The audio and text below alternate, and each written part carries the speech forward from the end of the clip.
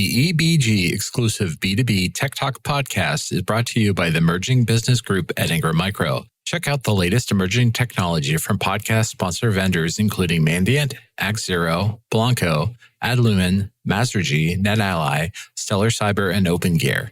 Visit imaginex.ingrammicro.com/emerging business group or email emerging-questions@ingrammicro.com to learn more. Welcome to B2B Tech Talk with Ingram Micro. I'm your host, Shelby Skrhak, and our guests today are Jimmy Augustine, Ingram Micro Chief Technology Evangelist for the Emerging Business Group, and our old friend Donald Scott, Ingram Micro Director of the Emerging Business Group. Jimmy and Don, welcome. Thanks, Shelby. Great to be back with you. Of course. Well, today we are talking about winning more business by selling more complete cybersecurity solutions and services in a stack. But when we say winning more business, I guess we are speaking to the resellers out there. But it also is helpful to understand, I guess, what products should a complete cybersecurity solution stack really include. So, Jimmy, your role there as Chief Technology Evangelist, what does that include? Tell us about that role. Yeah, Shelby, thanks for having us. So I am equivalent to a field chief technology officer role. And as a CTO, I'm out there meeting with customers, trying to understand their requirements and their plans, and then coming back and putting a solution in front of them that addresses their requirements. Number two, I work within Ingram Micro with Don and his team to put together a solution framework that solves pervasive market needs. And then third, and finally, is the evangelization. So I'm out evangelizing and spreading the good word about the Emerging Business Group, the solutions we have, and I do that through a multitude of mediums. And Don, remind us what the Emerging Business Group is, and I guess why this focus on solution selling. Sure. So the Emerging Business Group, or EBG, is a business unit within our Advanced Solutions division at Ingram. And we are focused on finding new vendors and technologies that can help our partners, our service provider partners, grow their business. So as you can imagine, we spend a lot of time looking at new emerging technology categories, but also, I think more importantly, vendors that can add value within existing areas or areas of our business that we're seeing growth already. And those are in the areas of data center and networking. And we also focus on kind of future of work technologies. And we have a very strong focus on cybersecurity technologies as well. And then, once we identify those vendors and technologies, it's part of our responsibility to help our partners understand how to be successful with those technologies. That's, part of what Jimmy does. And then once we get them engaged with the vendors and moving towards the opportunities to sell those products, we make sure that they're fully enabled and they have the training they need to be successful. And the reason why we're focused on solution selling is because our service provider partners are, really trying to solve the challenges and deliver an outcome for their customers. And that's what we're trying to equip them with as well. So when we talk about solutions, we're talking about frameworks. And within those frameworks, we want to present them with vendors that integrate well together and don't cause problems. So, you sell two or more vendors together. You don't want to be presented with issues with compatibility or be confronted with the need to manage those different technologies through different web interfaces or whatever. You want to be able to really kind of manage those through one pane of glass, we like to say. And so once we're able to communicate that to our partners and they can in turn do that to their end customers, they're going to be able to show up with a much better story in terms of the challenges that they're going to solve again.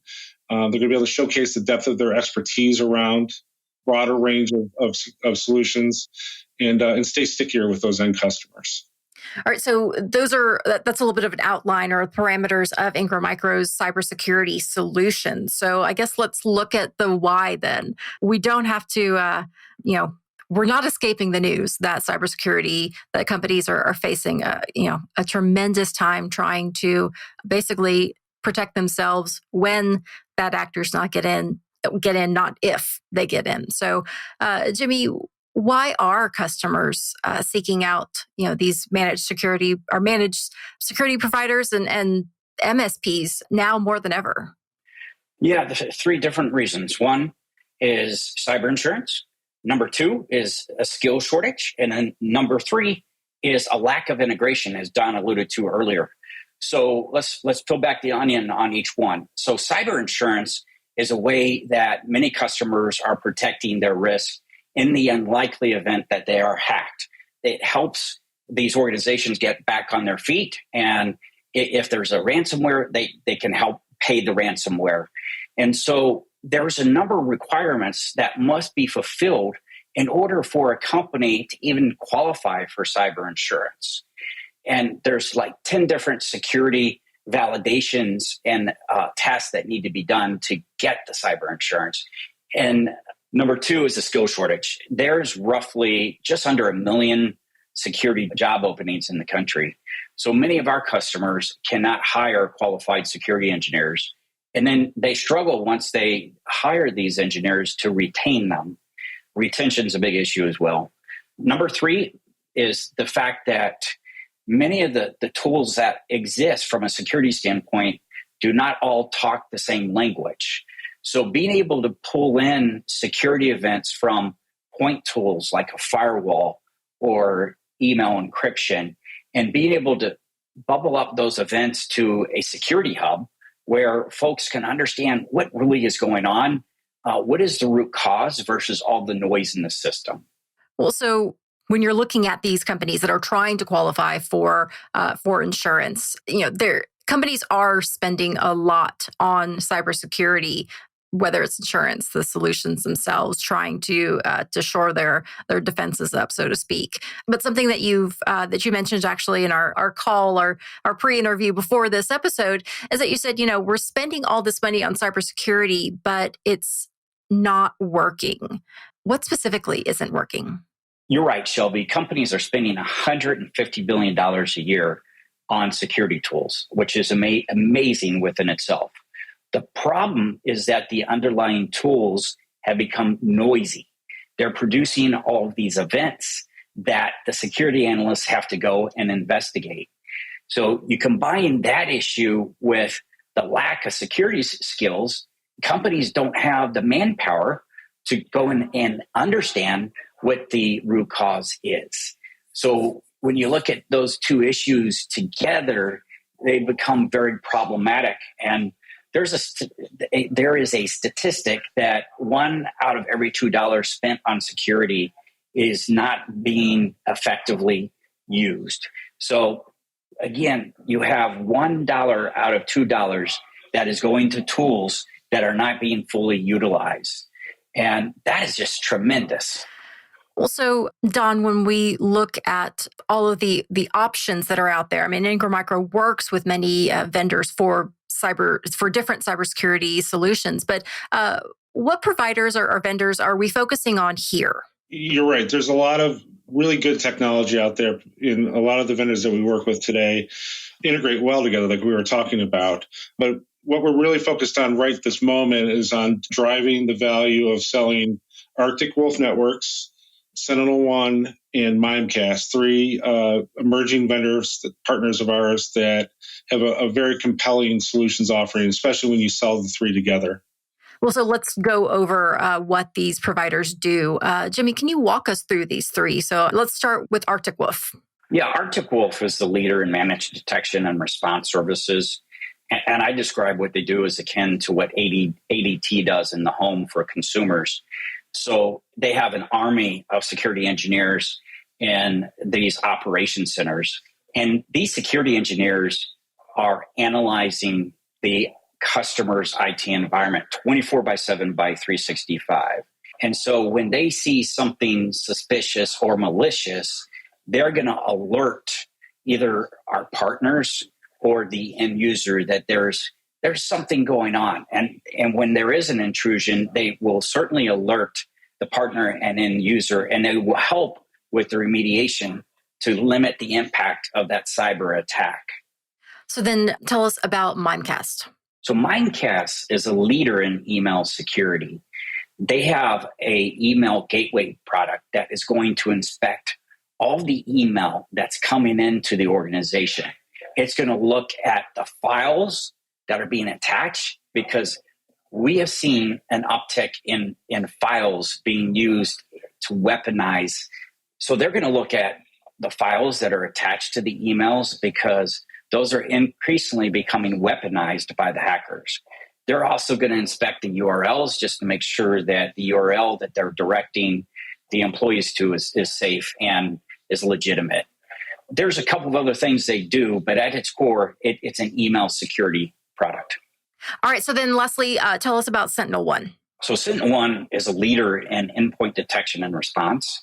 So they're going to provide software that sits on every endpoint. So servers, laptops, and PCs. And they're going to be analyzing the flow of information on each of those endpoints. And somewhat similar to what Arctic does, and they're very complementary, by the way, when it sees suspicious traffic or zero-day malware, it's going to alert the security analysts that there's a problem, you need to go investigate it, you need to quarantine it, and this is how you're going to be able to recover. So SentinelOne is very strong in endpoint detection and response. They also play in extended detection and response, which is more comprehensive and able to integrate to a lot of the third-party security tools out there. And that also includes some automation capabilities, which is phenomenal because, again, back to one of the challenges many companies have is they don't have security engineers. So if you can automate the response or the remediation of the security event, that's nirvana. And so that's the other piece that they bring to the table.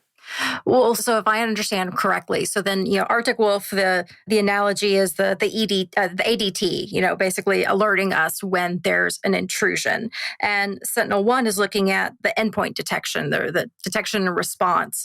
Mimecast is looking at email. And so you can see how kind of all those three do work together. You mentioned, though, that these do really talk to each other well. Can you expand a little bit on that? Why specifically these three? It's a great question. So Arctic Wolf is really an integrated solution. They bring these security engineers, but they also have some proprietary technology underneath the cover. And that technology is really focused on that event hub where you can centralize all of the events. And so what they're going to do is they're going to pull the events from SentinelOne. They're going to pull the events from Mimecast. And when I say an event, it could be something as simple as suspicious traffic, or it could be a hacker that is attempting to penetrate the organization. So that's going to be bubbled up to Arctic Wolf.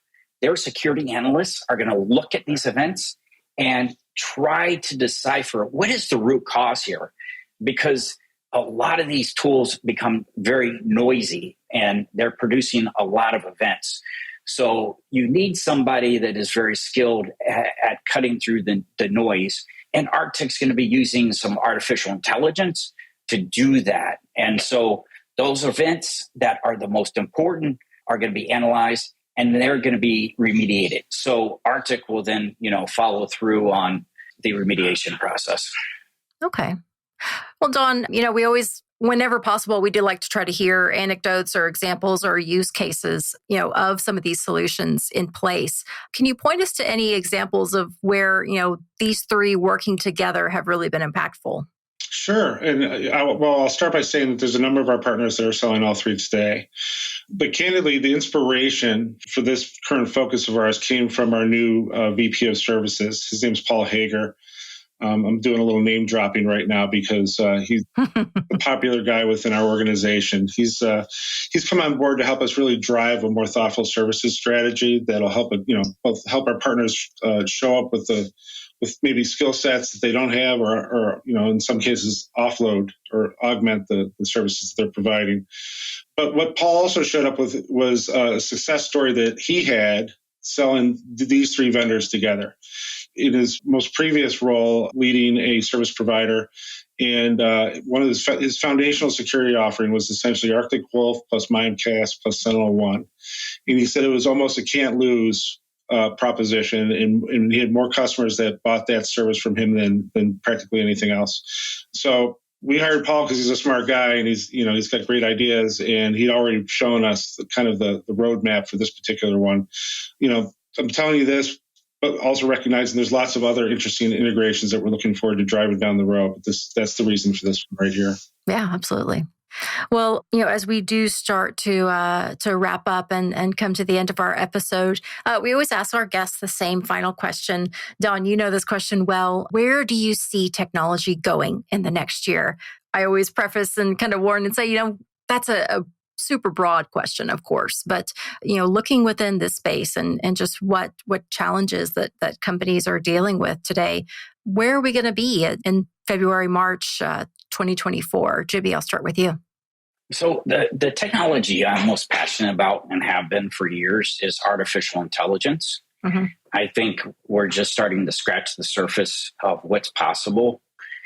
And you look at what's occurred from a generative artificial intelligence perspective, and ChatGPT is getting all the rage right now in the market for good reasons. Yeah. But, imagine the future where we have AI and these AI assistants working for us to analyze where are these packets coming from, who originated the packets, and inspecting the packets in a proactive manner, and using the signature of some of these viruses.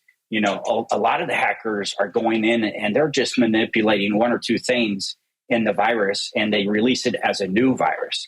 Imagine being able to decipher, hey, this looks very similar to one that was sent, a month or two ago. Right. And imagine AI being able to go into the open source repositories and looking at all of the code, because the hackers are weaponizing these open source communities. And imagine AI being able to go in there and look at where the risks occur and remove those risks so the open source libraries and repositories are safer. Don, how about you? Well, I think every time I answer this question, I always talk about experience at some point, like either customer experience, associate experience, service provider experience. Mm-hmm. In this case, it's about service provider experience, and it kind of goes back to everything we've just been talking about. I think over the next year and probably beyond, there's going to be a lot of, I don't want to say consolidation, but focus on integration. You think about the number of tools that a particular managed security service provider needs to use to be successful in protecting their customers. Well, the more those tools can be integrated and work seamlessly together, the easier that service provider's job is, the better the overall protection for the end customer. So I think moving forward, you're going to see proven integrations become more and more important. And that's why service providers can become more and more important than they already are, because they're the ones that are going to kind of pull it all together. So that's where I see us continuing to go. We're already on that journey, but I think it's just going to become more and more important.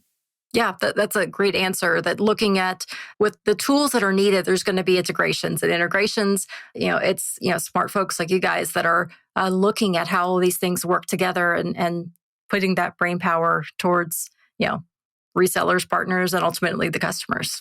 For sure. Well, so for listeners who want to find out more about what we talked about today or have any questions, Don, how can they reach out?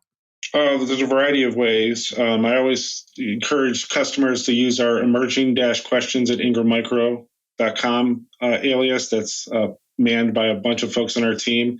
I'm going to offer Jimmy.Augustine at ingrammicro.com too. He's our chief technology evangelist. And I'll encourage our partners to also check out the EBG content that we have on our Xvantage site, which is continually updated. So that's a good place to just get, kind of what's new with the EBG team and the technologies that we support. Excellent. Well, Don, Jimmy, thank you so much for joining me. Thanks, Shelby. Yeah, thanks for having us. And thank you, listeners, for tuning in and subscribing to B2B Tech Talk with Ingram Micro. If you like this episode or have a question, please join the discussion on Twitter with the hashtag B2B Tech Talk. Until next time, I'm Shelby Skrhak. You've been listening to B2B Tech Talk by Ingram Micro. This episode was sponsored by Ingram Micro Xvantage. B2B Tech Talk is a joint production between Sweetfish Media and Ingram Micro.